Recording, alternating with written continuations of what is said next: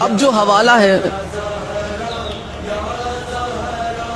کوئی اور مانے یا نہ مانے کہ سیدہ کے گھر پہ حملہ ہوا نہیں ہوا، کوئی انکار کرتا ہے کوئی تسلیم کرتا ہے، لیکن حضرت ابو بکر مان گئے۔ اب یہاں پہ میں اہل سنت کی 1 2 نہیں 10 کتابیں آپ کی خدمت میں پیش کرنا چاہتا ہوں کہ جس میں حضرت ابو بکر کا خود کا اقرار موجود ہے، ان کا پچھتاوا موجود ہے۔ وہ کہتے کاش میں نے اپنی زندگی میں یہ 3 کام نہ کیے ہوتے، کاش میں نے اپنی زندگی میں یہ 3 کام نہ کیے ہوتے، جن میں ایک کام یہ کہ کاش میں نے فاطمہ زہرا کا دروازہ نہ توڑا ہوتا۔ 10 کتاب اہل سنت کی، کاش میں نے فاطمہ زہرا کا دروازہ نہ توڑا ہوتا، کاش، لیکن انہوں نے توڑا۔ یہ افسوس کر رہے ہیں اس پر۔ رسول اللہ کی شہزادی غضبناک ہو کر ان سے دنیا سے گئی۔ پہلے آپ وہ 10 کتابیں ملاحظہ فرمائیں۔ پہلی کتاب ہے تاریخ تبریز، جلد 2 صفحہ نمبر 205۔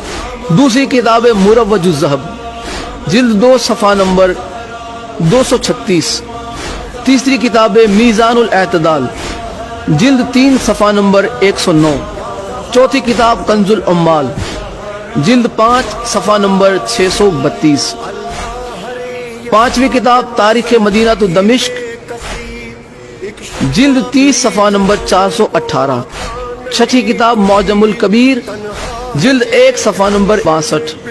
ساتویں کتاب تاریخ اسلام امام ذہبی کی، جلد 3 صفحہ نمبر 118۔ آٹھویں کتاب عقد الفرید، جلد 5 صفحہ نمبر 21۔ نویں کتاب الامامت و سیاست، صفحہ نمبر 31۔ اور 10ویں کتاب احادیث المختارہ، جلد 1 صفحہ نمبر 89۔ 10 کتاب اہل سنت کی کہ جس میں یہ بات نقل کی گئی کہ حضرت ابو بکر نے آخری وقت میں یہ پچھتاوا اظہار کیا کہ کاش میں یہ کام نہ کرتا۔ وہ مانتے تھے کہ انہوں نے سیدہ کے در کو توڑا تھا، یہ مانتے تھے کہ انہوں نے سیدہ کے دروازے کو آگ لگوانے کا خود ہی حکم دیا۔ یہاں پہ خود حضرت ابو بکر کا جرم ان کی زبان سے قبول ہوتا نظر آ رہا کہ یہی تھے۔ اور میں اہل سنت کی کتاب الامامت و سیاست کے حوالے سے بتا چکا، اس کتاب کی توثیق بھی آپ کی خدمت میں پیش کر چکا کہ الامامت و سیاست اہل سنت کی معتبر ترین کتابوں میں سے ایک ہے۔ اب ہمارا کسی کو منوانے کا کوئی شوق نہیں کہ تم مان جاؤ، تمہیں تمہاری اماں کی قسم، تمہارے عقیدے کی قسم، نہیں مانتے، نہ مانو۔ تم کون سی ہماری قبر میں آؤ گے یا ہم کون سی تمہاری قبر میں آنے والے؟ ہماری قبر میں بھی اہل بیت آنے والے ہیں، آپ کی قبر میں بھی اہل بیت آنے والے ہیں۔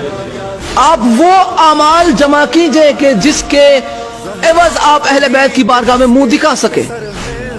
ہم وہ کر رہے ہیں کہ جس کی وجہ سے ہم اہل بیت کی بارگاہ میں منہ دکھا پائیں۔ اہل بیت کا حق جھٹلا کے تم بارگاہ رسول خدا میں کھڑے رہ پاؤ گے؟ کس منہ سے کھڑے رہو گے رسول اللہ کی بارگاہ میں؟ کیا منہ دکھاؤ گے؟ ہمیں آپ کا تو نہیں پتا، ہمیں ہماری آخرت کی فکر ہے، اور ہم جانتے ہیں کہ آخرت میں جس کا دبدبا ہے، ہم جانتے ہیں کہ آخرت میں شفاعت جن سے ملنی ہے وہ صرف اور صرف ذات محمد اور اہل بیت محمد ہے۔ صحابہ کو بھی اگر نجات چاہیے تو آل محمد کے در پہ ہاتھ پھیلانا پڑے گا، امتی کو بھی نجات چاہیے تو اہل بیت کے در پہ ہاتھ پھیلانا پڑے گا۔ اہل بیت کی حقانیت کو جھٹلا کے تم کون سے امتی رہ جاتے ہو؟ پھر تم میں اور یزید میں فرق کیا رہ جاتا ہے؟ تم میں اور ابو سفیان کے کردار میں فرق رہ کیا جاتا ہے؟ کیسے ہو تم مسلمان؟ سرکار عمران کو کافر کہہ کے ایسے سینہ چوڑا کر کے چلتے ہو۔ تم میں اور معاویہ میں فرق کیا ہے؟ تم میں اور ابو سفیان میں فرق کیا ہے؟ تمہارے اسلام سے اسلام کو فائدہ کیا ہوا؟ تمہارے مسلمان ہونے سے اسلام کو فائدہ کیا ہوا جبکہ تم سرکار عمران کو کافر مانتے ہو؟ کون سا فائدہ پہنچاتے ہو تم اسلام کو؟ ایسے مسلمانوں سے اسلام کے کھلم کھلے دشمن اچھے ہیں۔ یہ آستین کے سانپ ہے۔ جس طرح اس زمانے میں اس دور میں آستین کے سانپ ہے، ویسے ہی اس دور میں بھی آستین کے سانپ تھے۔ کہ جنہیں آج بھی مسلمان سانپ ماننے سے انکار کرتا ہے.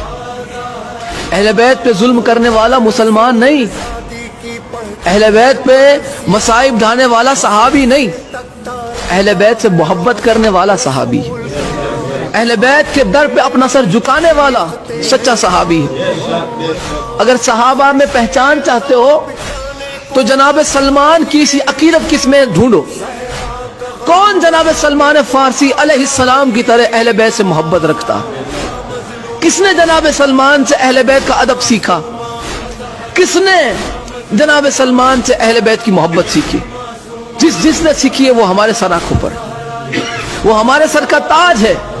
ان کے قدموں کی خاک ہماری آنکھوں کی سرما اگر بنے, ہماری آنکھوں کا سرما بنے, ہمارے لیے شرف ہے. وہ ہے سچے صحابہ. آپ انہیں صحابہ ہمیں منوانے پہ تلے ہوئے ہیں کہ جن سے رسول اللہ کی شہزادی غضبناک ہو کر دنیا سے گئی, ہم سے نہ مانا جائے گا. اب آخری حوالہ اور آج کی گفتگو تمام. سیدہ سلام اللہ علیہا کی شہادت میں آپ کی خدمت میں پیش کر چکا کہ سیدہ سلام اللہ علیہا پر جو ہے ظلم ہوئے,